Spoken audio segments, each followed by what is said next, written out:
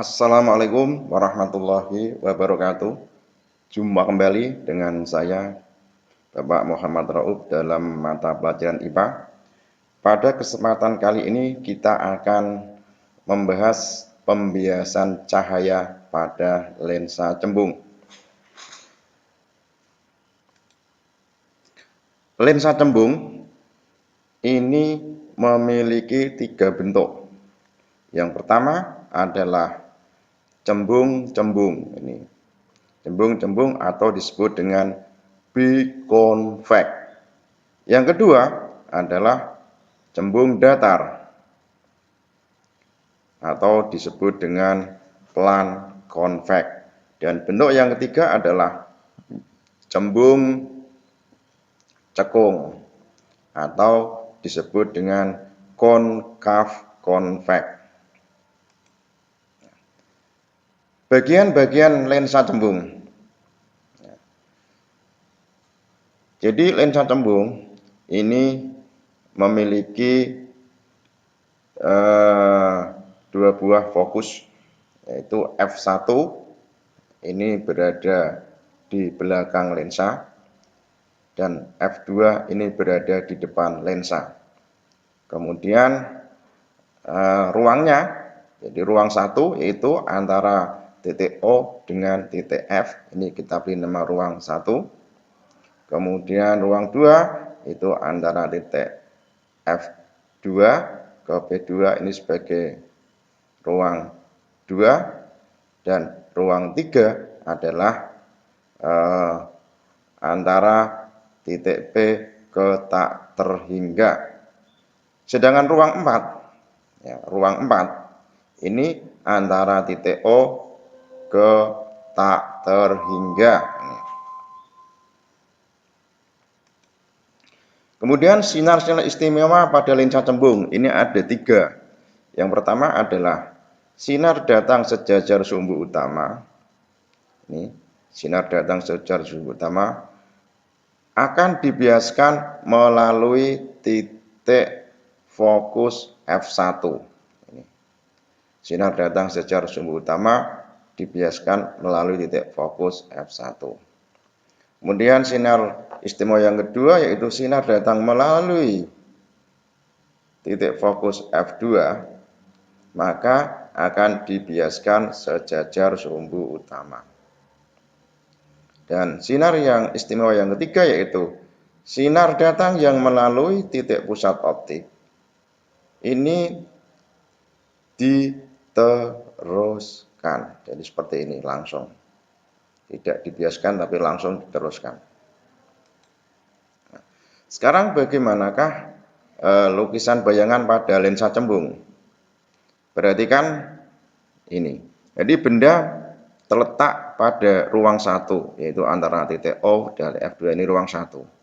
Langkah yang pertama yaitu kita buat misalnya sinar yang sejajar sumbu utama. Maka akan dibiaskan melalui fokus F1. Ini kita perpanjang, ini kita perpanjang di sini. Kemudian sinar yang kedua yaitu sinar yang menuju titik pusat. Ini titik pusat lensa, ini tidak dibiaskan tapi diteruskan. Maka ini akan diperpanjang sinarnya. Nah, maka akan bertemu di sini. Nah, inilah bayangannya. Ini adalah bayangannya.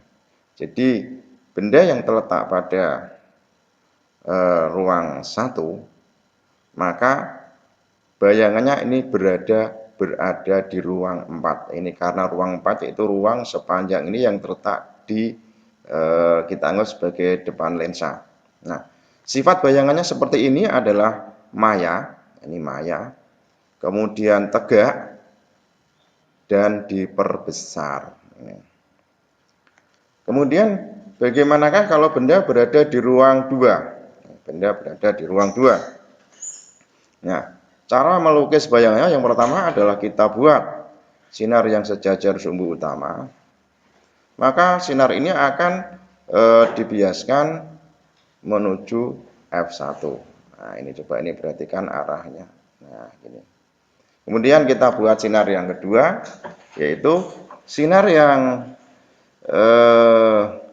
menuju titik pusat lensa seperti ini, maka tidak dibiaskan tetapi diteruskan. Sehingga ketemu atau bertemu pada satu titik di sini. Nah, ini adalah bayangannya. Ya, berarti benda yang berada di ruang 2, benda yang berada di ruang 2, maka akan dibiaskan berada di ruang 3. Seperti teori kemarin, yaitu teorinya adalah itu nanti ini kita ingat kembali ya. Jadi kalau benda berada di ruang 1 ini sebenarnya ini ya, benda di ruang 1, maka bayangannya berada di ruang 4. Ini jumlahnya ini sama dengan 5. Nah, ini yang gambar yang kedua, ini benda berada di ruang 2, maka bayangannya jelas berada di ruang 3. Tapi kalian harus ingat ya, pengertian ruang 3 di sini itu adalah ruang 3 yang berada di belakang lensa ini. Kalau ruang 4 ini berada di depan lensa. Oke, saya lanjut. Kemudian bagaimanakah lukisan bayangan benda yang berada pada fokus F2? Nah, benda yang berada pada titik fokus F2 ini ya, maka langkahnya pertama adalah kita buat sinar istimewa. Yang pertama itu sinar yang sejajar sumbu utama. Sinar yang sejajar sumbu utama ini akan dibiaskan melalui fokus F1. Nah, ini. Dan sinar yang menuju ke titik pusat lensa maka akan diteruskan. Nah, berarti untuk benda yang terletak pada fokus F2, bayangannya adalah nyata di jauh tak hingga. Nah, sekarang bagaimanakah kalau benda terletak pada P2 ini? P2 ini adalah titik pusat gelenggungan lensa. Nah, langkahnya yang pertama yaitu seperti tadi kita buat sinar yang sejajar sumbu utama. Maka nanti akan dibiaskan melalui fokus F1. Kemudian kita buat sinar yang kedua, yaitu sinar yang menuju titik pusat lensa. Nah, tidak dibiaskan tapi diteruskan. Nah, ini bertemu pada titik ini. Ini adalah bayangannya. Jadi ini bendanya, ini bayangannya. Nah, jadi benda yang terletak pada titik pusat gelenggungan P2 ini, maka sifat bayangannya adalah nyata, ini nyata karena berada di belakang lensa, kemudian terbalik dan sama besar. Sekarang rumus lensa cembung. Rumus lensa cembung ini prinsipnya ya, itu sama dengan rumus pada cermin. Ya, jadi rumus lensa cembung itu prinsipnya yaitu sama dengan rumus pada cermin, yaitu yang pertama yaitu 1/SO plus 1/SI sama dengan 1/F, di mana SO adalah jarak benda ya, sedangkan SI adalah jarak bayangan dan F adalah fokus. Ini persamaan yang pertama. Yang kedua, 1/SO plus 1/SI sama dengan 2/R, di mana R ini adalah jari-jari lensa cembung. Ini. Dan persamaan yang ketiga adalah perbesaran atau M sama dengan SI/SO atau HI/HO. Jadi saya ulang, M adalah sama dengan SI/SO atau HI/HO. Nah, sedangkan untuk lensa ini memiliki persamaan yang namanya kekuatan lensa. Ya, kekuatan lensa. Ini besarnya adalah P sama dengan 1/F. P itu apa? P itu adalah kekuatan lensa, F adalah fokusnya. Jadi kekuatan lensa ini 1/F. Satuannya adalah dioptri. Dioptri. Dioptri itu kalau dibuat satuan yaitu 1/m, 1/meter itu dioptri. Nah, yang perlu menjadi catatan bahwa fokus lensa cembung dan jari-jari dari lensa cembung itu nilainya positif. Tuh. Nah, sekarang kita akan mempelajari contoh-contoh soalnya. Yang pertama adalah sebuah benda setinggi 3,75 cm diletakkan 7,5 cm di depan lensa. Jadi tinggi bendanya ada 3,75, kemudian jarak bendanya 7,5, dan jarak titik api atau fokusnya adalah 2,5. Pertanyaannya adalah tinggi bayangan yang terbentuk. Oke. Sekarang perhatikan bagaimana cara menyelesaikannya. Ya, jadi cara menyelesaikannya yaitu yang pertama adalah kita data dulu. Kita data dulu. Diketahui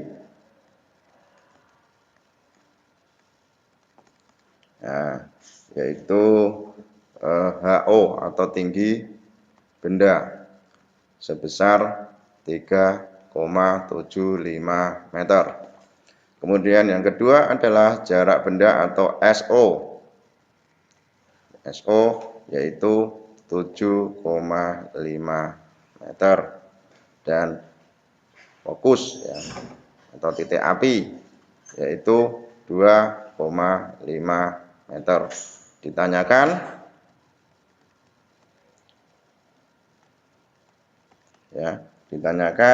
yaitu berapakah tinggi bayangannya. Nah, ini bisa kita selesaikan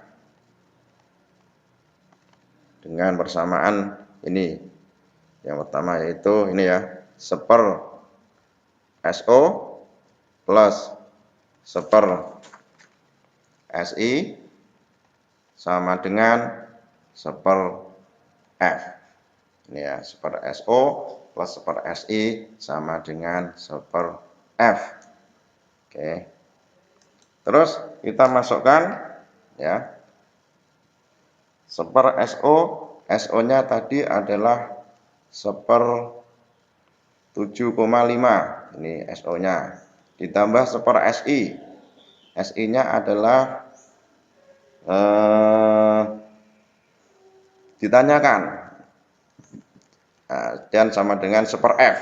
1/10 F-nya adalah F-nya itu sama dengan 2,5. Nah, begini. Nah, terus ini kita selesaikan ini 1/10 SI. 1/10 SI ini berarti 1/2,5 dikurangi 1/7,5 ini. Terus kita masukkan. Nah, ini kita buat 7,5 ini berarti 3. Ini 7,5 karena ini harus disamakan penyebutnya. Ini tetap ini 7,5, maka 1/10 SI ya, 1/10 SI sama dengan 2/7,5 sama dengan berapa SI? Ini dibalik, 7,5 dibagi 2 yaitu sama dengan 3,75 ini. Nah, sekarang langkah selanjutnya, ini saya buat di samping saja nggak apa-apa. Nah, langkah selanjutnya yaitu kita cari perbesarannya. Kita cari perbesarannya atau M. Dengan persamaan M yaitu sama dengan SI per SO.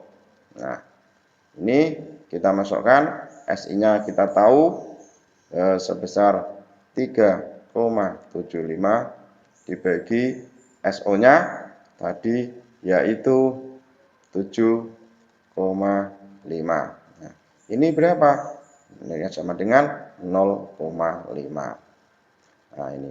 Jadi perbesarannya sebesar 0,5.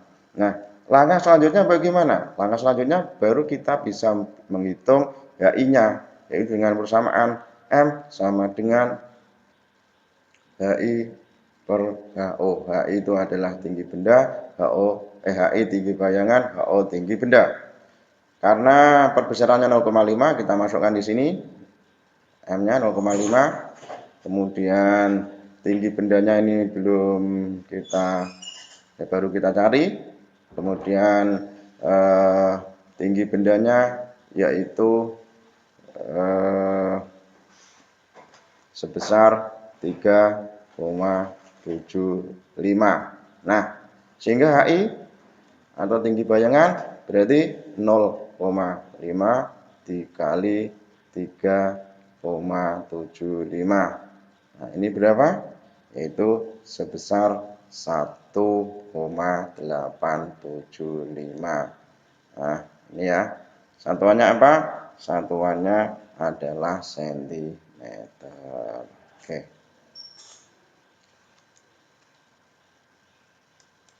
Nah, sekarang contoh soal yang kedua. Contoh soal yang kedua ini adalah perbesaran bayangan yang dialami benda yang terletak 3 cm di depan lensa cembung adalah 3 kali. Nah, jarak titik fokus lensa adalah titik-titik. Ini langkahnya juga seperti langkah yang pertama. Yuk kita simak bersama. Nah, jadi langkahnya yang pertama kita tulis datanya dulu, yaitu diketahui ya, ini jarak benda atau SO sama dengan 3 cm. Kemudian perbesaran adalah M, perbesaran itu M. Perbesaran sama dengan 3 kali. Nah, yang ditanya adalah fokusnya. Ini ditanya adalah titik fokusnya itu berapa. Nah, jadi cara menyelesaikannya seperti tadi, hanya agak beda sedikit, yaitu langkah yang pertama kita selesaikan dengan ini dulu, persamaan M. Nah, M itu sama dengan SI per SO gitu. M-nya adalah 3 ya. Kemudian SI-nya ini sedang kita cari dan SO atau jarak benda ini 3. Sehingga kita tahu maka jarak bayangannya yaitu sama dengan 3 kali 3. Berarti sama dengan 9 cm. Nah, dari sini kita akan bisa mencari titik fokusnya ya. Oke, ini sebelah saja nggak apa-apa. Ini kayak gini. Ya. Nah, kita gunakan persamaan ini, yaitu seper SO plus seper SI sama dengan seper F. Nah, kita tahu bahwa jarak benda atau SO adalah 3, berarti seper 3. Kemudian SI-nya yaitu seper 9 sama dengan seper F. Nah, ini kita buat 3 per 9, karena sepertiga ini menjadi 3 per 9, penyebutnya kita samakan, ini seper 9 sama dengan seper F. Nah, oke, sehingga ini saya tulis di sini, sampingnya lagi nggak apa-apa karena daripada membalik. Nah, ini maka ini 3 per 9 tambah seper 9 adalah 4 per 9.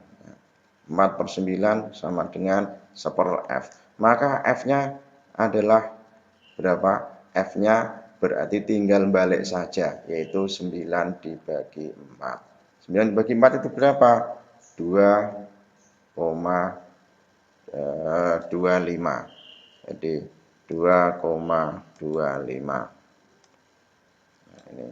Jadi fokusnya nilainya adalah 2,25. Ini sama dengan 2,25 cm. Ya. Oke. Jadi jarak titik fokus lensa adalah sebesar Ini ya, 2,25 cm.